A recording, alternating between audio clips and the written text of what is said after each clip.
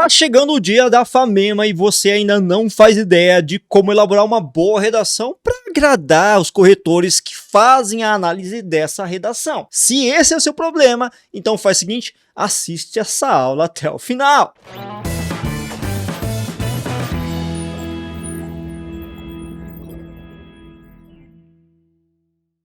Fala, gente linda, beleza? Japa da redação aqui, sempre trazendo conteúdo de muita qualidade para todos vocês. E nesta aula eu vou trazer a análise da Famema 2020 acerca do tema de redação, porque no final das contas, conhecer o passado é fundamental para também traçar algumas expectativas para o tema de redação deste ano. E a partir do tema de 2020, eu vou trazer também projeto de texto, assim como também repertório e um modelinho bem bacana para você utilizar nas suas próximas produções. Só que antes de entrar no mérito desse conteúdo propriamente, quero pedir aquela gentileza de sempre de todo começo de vídeo.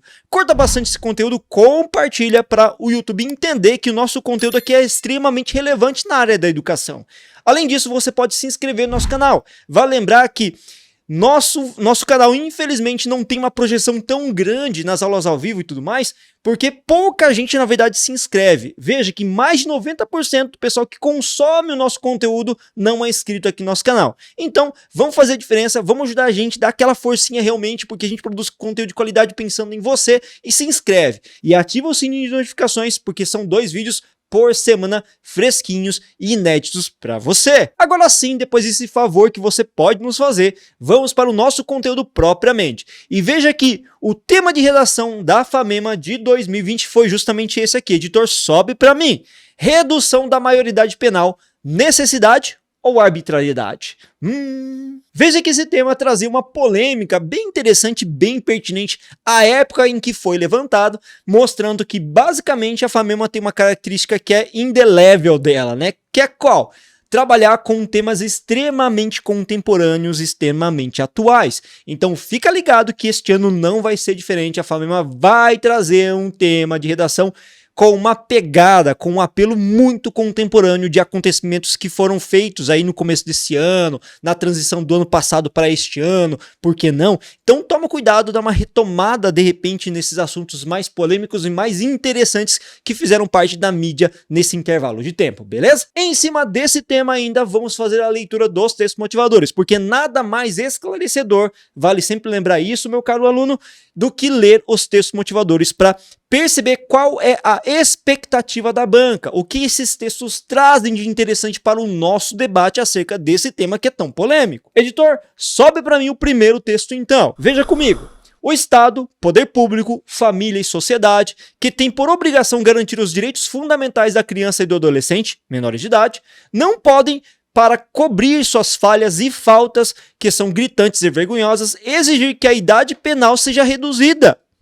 Veja que esse texto, então, já traz uma visão bem clara, uma tese bem clara de que não é válido, não é propício, não é adequado reduzir a maioridade penal. De 18, obviamente, para 16 anos, de acordo com o projeto de lei, né? Para ilustrar, vejam quantas crianças sem escola, quase 3 milhões, e sem saúde, milhões, por omissão do Estado. Quantas outras abandonadas nas ruas ou em instituições por omissão de pais e de família. Quantas sofrendo abusos sexuais e violências domésticas por parte dos pais e da família. Quantas exploradas no trabalho, no campo e na cidade, cerca de 7,5 milhões, sendo obrigadas a trabalhar em minas, galerias de esgoto, matadouros, cortumes, carvoarias, pedreiras, lavouras, batedeiras de sisal, de corte de cana, etc, etc, etc. Veja que ele traz um recorte da realidade brasileira de maneira plural e de maneira bem genérica também ao mesmo tempo, tá? Para realmente comover você, leitor, de que a situação dos menores é extremamente preocupante. Só que o problema maior, de acordo com esse texto, é o fato do Estado, da família, da sociedade se omitirem essas questões das necessidades fundamentais das crianças que podem fazer com que elas sejam coagidas a entrar para o crime. Continuando a leitura, não vamos ler todo o texto, tá bom? Ora, quem está em situação irregular não é a criança ou adolescente, mas o Estado, que não cumpre suas políticas sociais básicas. A família, que não tem estrutura e abandona criança, os pais que descumprem os deveres do pátrio poder, a sociedade que não exige do poder público a execução de políticas públicas sociais dirigidas à criança e ao adolescente.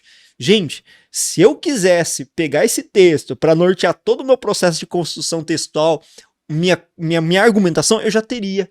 Por quê? Porque eu teria instrumentos para culpabilizar que não são as crianças, que são outros fatores determinantes que levam a criança à criminalidade.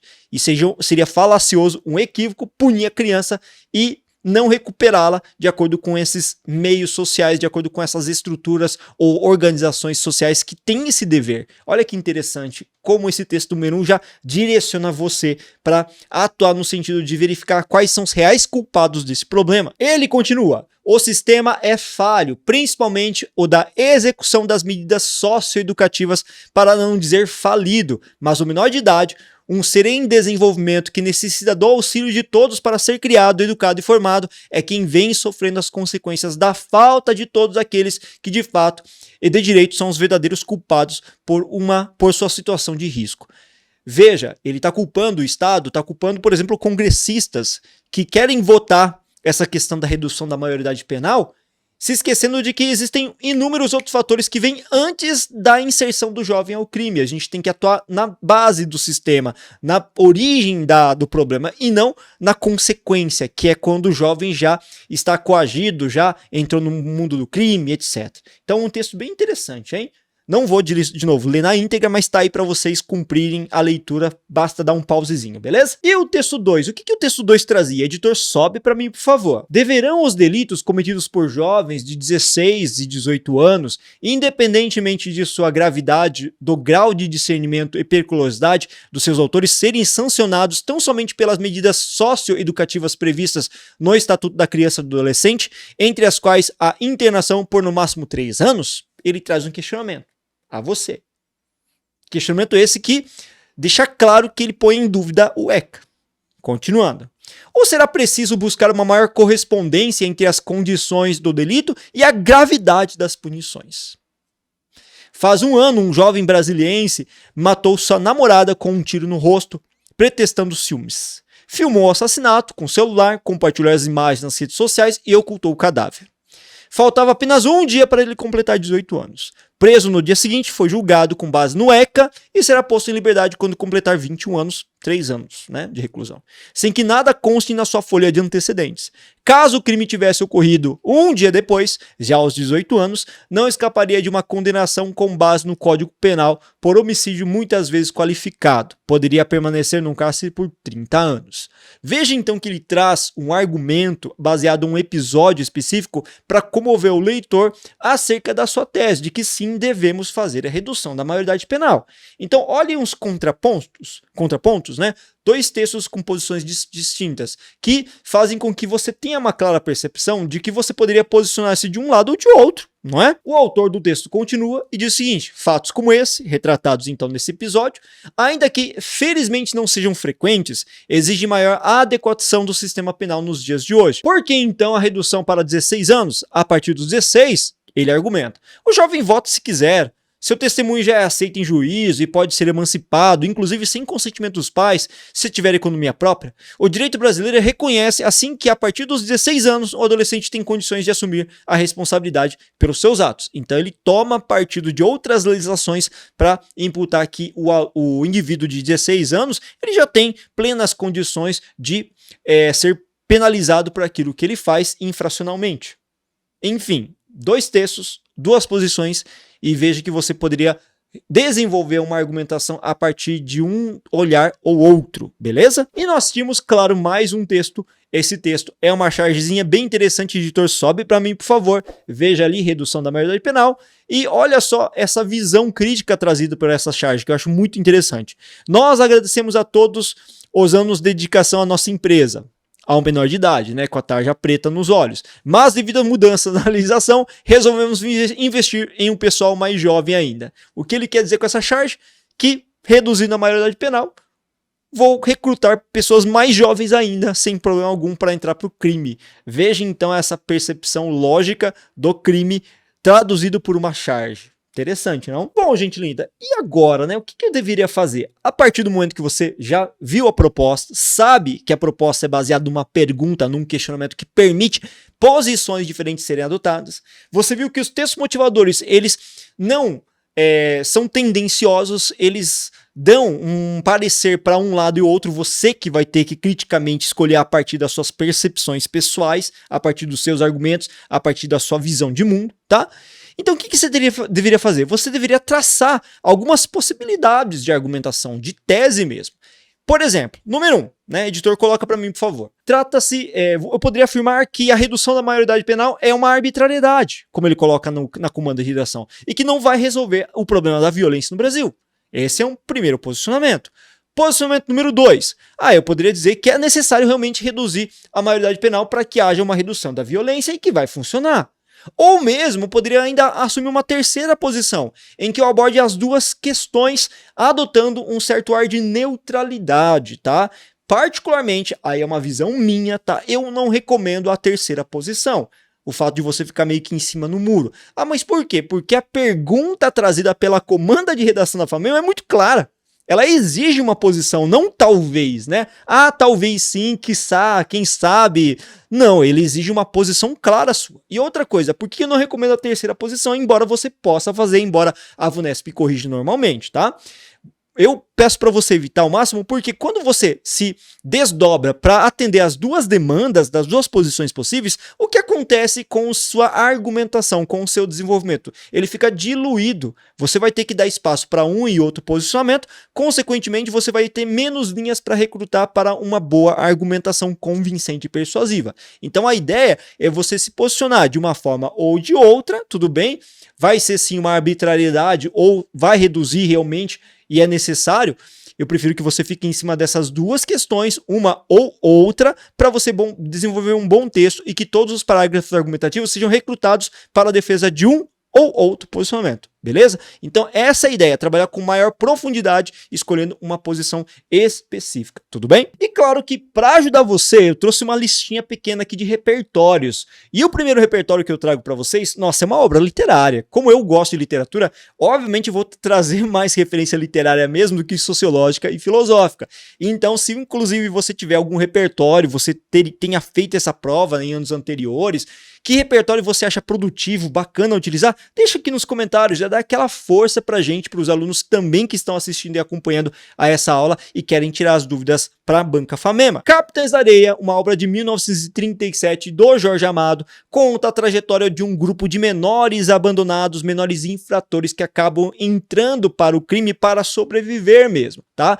E veja que nesse livro o autor denuncia as condições sociais dadas pelo Estado, pela sociedade, pelas famílias que levam esses menores a serem abandonados. Então elas são uma consequência, uma vítima sim de um âmbito social, econômico, estatal. Resultado, esses jovens infratores da cidade de Salvador acabam se unindo num grupo coeso de menores abandonados chamado de Capitães da Areia, inclusive o nome da própria obra. Esses jovens Capitães da Areia são liderados por um tal de Pedro Bala, que faz pequenos furtos, delitos e assim eles sobrevivem à margem da sociedade, sendo invisibilizados e sendo constantemente segregados pelos demais. E a denúncia toda que o Jorge Amado faz em cima dessa obra está sobre a questão mesmo de invisibilização, de preconceito, de segregação e de separação. São criminosos, são jovens infratores que não têm solução e devem ser presos e internados nesses reformatórios e não devem sair mais. Ou seja, a eles é negado qualquer tipo de direito de educação, de sociabilização, de afeto.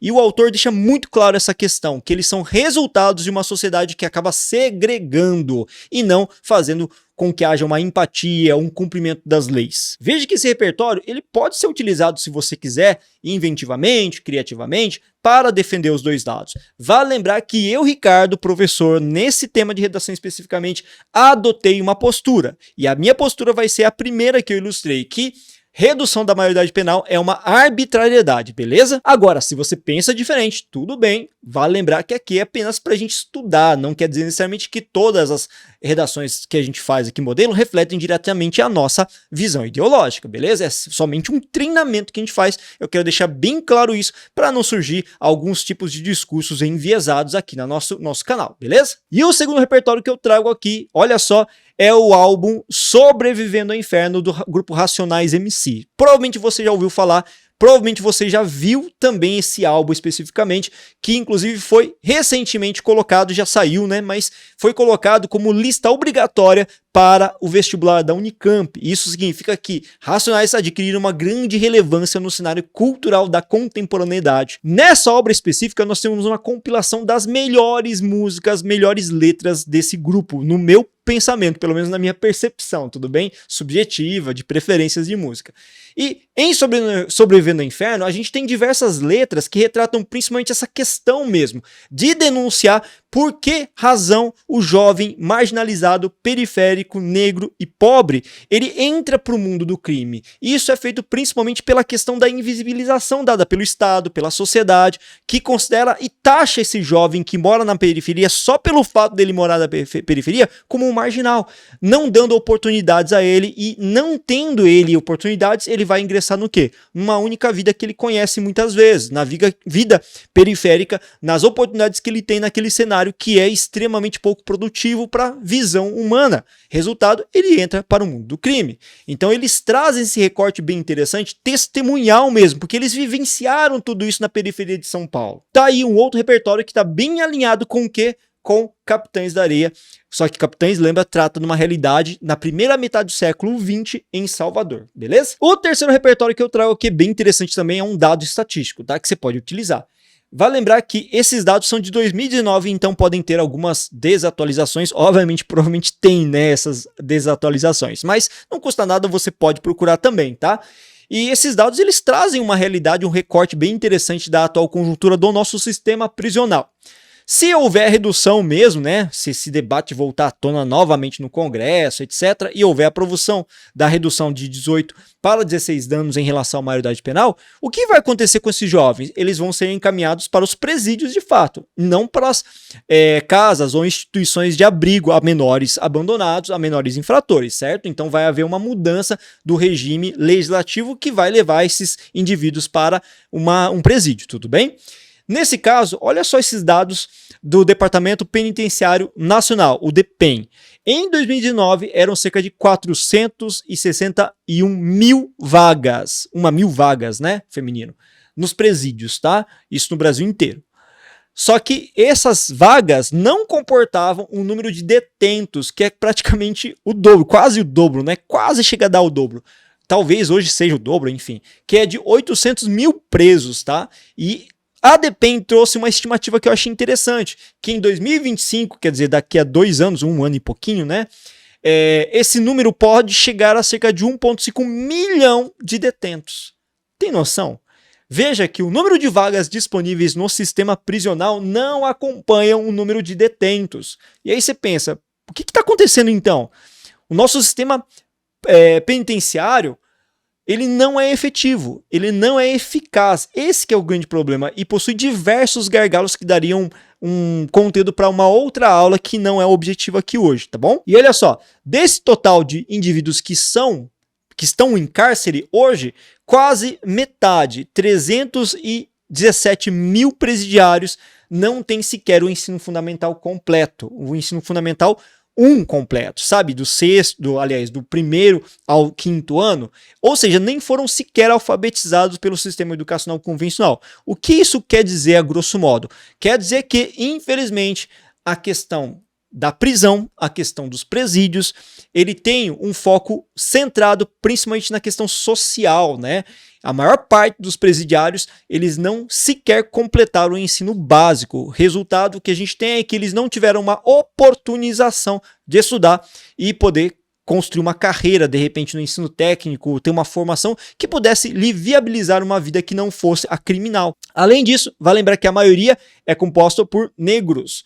E outro detalhe importante, tá? Cerca de 41,5% das vagas preenchidas por esses detentos são de presos provisórios. Isso significa que eles nem sequer passaram por julgamento. E alguns esperam 2, 3 anos para serem sequer julgados, gente. E alguns deles, inclusive, são inocentes. Ou seja, eles estão esperando, convivendo com pessoas de alto nível de periculosidade, sem sequer, às vezes, serem realmente culpados pelos crimes dos quais eles foram acusados. Então, uma coisa realmente bem precária quando se fala no sistema prisional brasileiro. E a questão é, se eu tiver um aumento, aliás, uma redução da maioridade penal, eu vou ter um aumento desse número de pessoas que vão ficar reclusas no sistema prisional.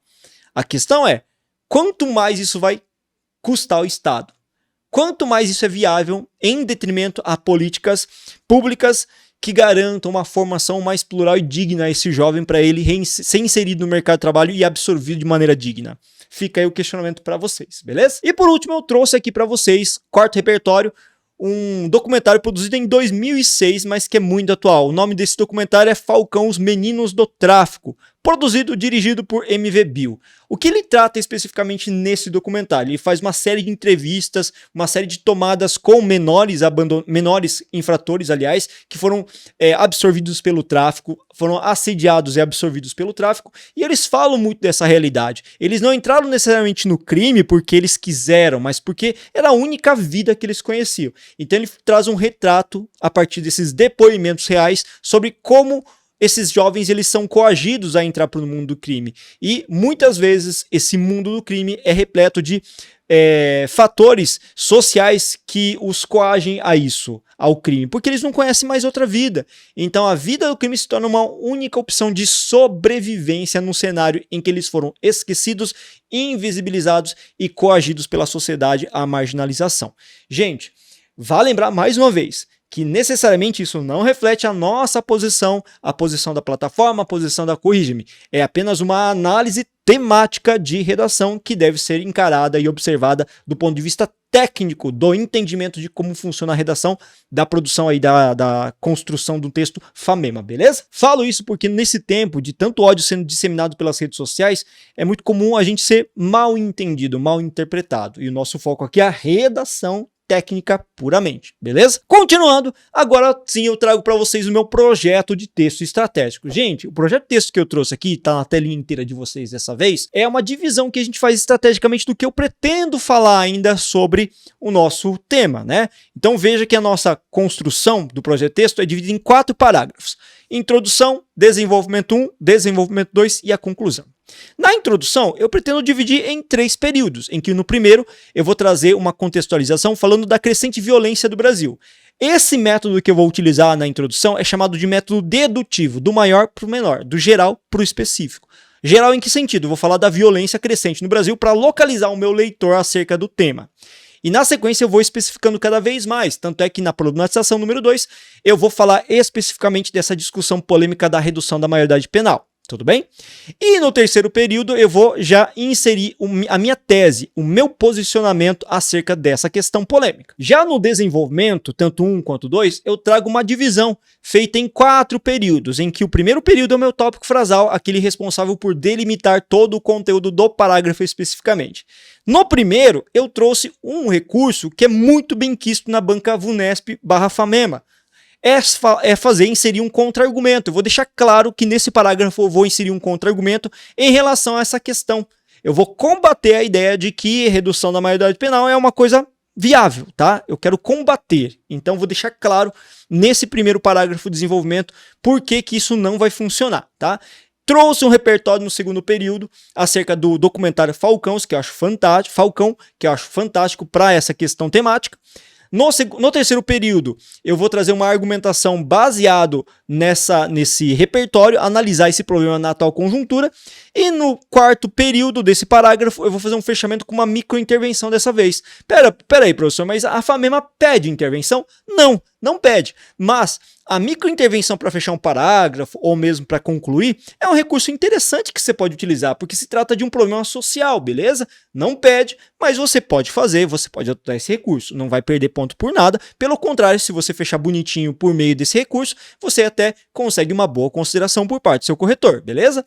Já no desenvolvimento 2, no terceiro parágrafo, o meu primeiro período tópico frasal vai ser abordar a questão do verdadeiro culpado. Né? Qual o verdadeiro culpado, o grande culpado por essa condição? A gente tem que discutir mais complexamente essa situação. E aí eu vou falar sobre o Estado, ser leniente, tá? No segundo período deste parágrafo, vou trazer um repertório e vou trazer Capitães da Areia e também um conceito de necropolítica que eu acho muito interessante, cabe como uma luva aí, beleza? Já no terceiro período, eu trago uma argumentação analisando justamente essas responsabilidades do Estado trazidos pelos repertórios que eu trabalhei. E por último, eu vou fechar com uma microintervenção novamente, tá? O mesmo recurso estratégico do parágrafo anterior. Poderia utilizar uma retomada do tópico frasal, poderia fazer outro recurso, como uma exemplificação, por exemplo, tá? Mas nesse caso eu optei por um fechamento pela microintervenção mesmo. Já na conclusão, 3 períodos novamente.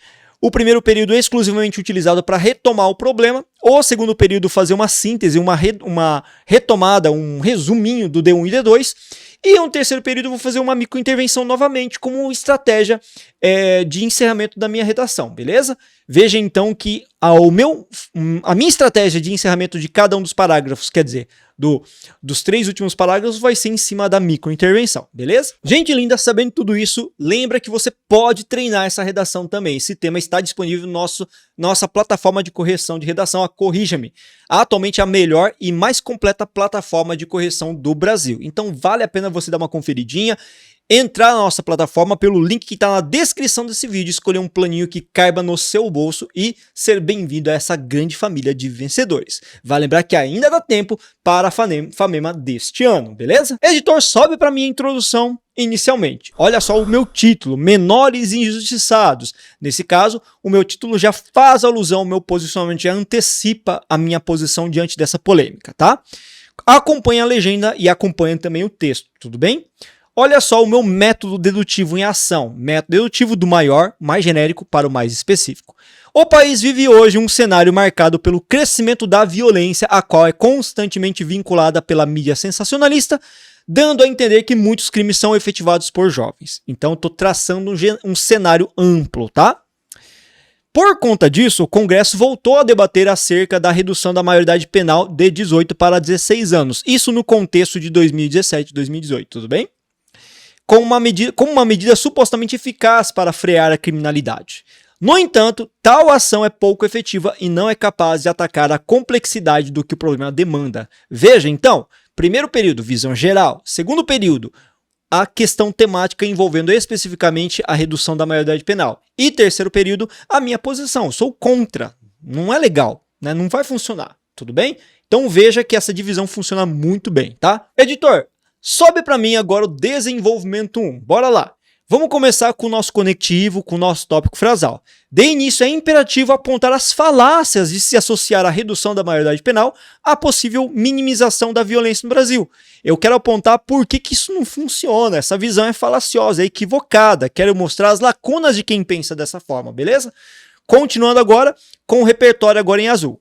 De acordo com o documentário Falcão, Meninos do Tráfico, de 2006, dirigido por M.V. Bill, a maior motivação que leva os jovens a ingressarem para o crime envolve a invisibilização do corpo periférico. O corpo periférico sendo invisibilizado. E por invisibilização, gente, a gente entende uma série de coisas, tá? Ele é invisibilizado pelo Estado, pela família, pela sociedade, pelo resto da sociedade, enfim. Nesse sentido, agora a minha análise. Muitas das vezes, acossado pela falta de oportunidades e pelos preconceitos, desde muito cedo, esses jovens veem no tráfico a única oportunidade de sobreviver, ignorando os riscos de morte ou de prisão. Foco nesse trecho, ignorando os riscos de morte e de prisão, tá? Eles não cometem crimes porque... Aliás, eles não vão deixar de cometer crimes porque tem um risco de prisão. Eles até ignoram a morte, enfim. Ou seja, reduzir ou não a maioridade não irá mudar a realidade na qual se encontram, fazendo com que não haja a coação esperada pela medida para que esses deixem de ingressar na ilegalidade, já que o ato de sobreviver é mais emergencial, é mais importante. Logo, é preciso uma ação estatal que haja na oportunização de educação e informação para o trabalho como opções mais atrativas e promissoras. Veja que eu trouxe uma microintervenção que traz a ideia de que o Estado é o grande responsável por essa questão. Já no desenvolvimento 2, lembra que a gente falou? A gente vai culpar o Estado por conta dessa questão, principalmente, como trazia o texto número 1. Vamos lá. Além disso, a questão da criminalidade entre os jovens infratores é muito mais complexa e exige um olhar clínico para o seu entendimento. Na obra do renomado escritor baiano Jorge Amado, Capitães da Areia, tem-se uma análise acerca do processo social que leva os menores a cometerem diversos delitos, sendo um deles principalmente a marginalização dos corpos negros devido ao processo de necropolítica. conceituado pelo filósofo sul-africano Achille Mbembe, segundo o qual o Estado é responsável pela adoção de políticas ou mesmo pela inanição que leva à marginalização ou extermínio de um determinado grupo. Veja que aí eu fui bem técnico, hein? Repertório Capitães da Areia, falando sobre esse fenômeno da marginalização, da questão do estigma. E o Achille Mbembe com um conceito mais contemporâneo de necropolítica, em que o Estado ele se torna leniente, ele não faz o que ele deveria fazer. Por isso que existe a formação desses grupos criminais, mesmo de jovens, tá?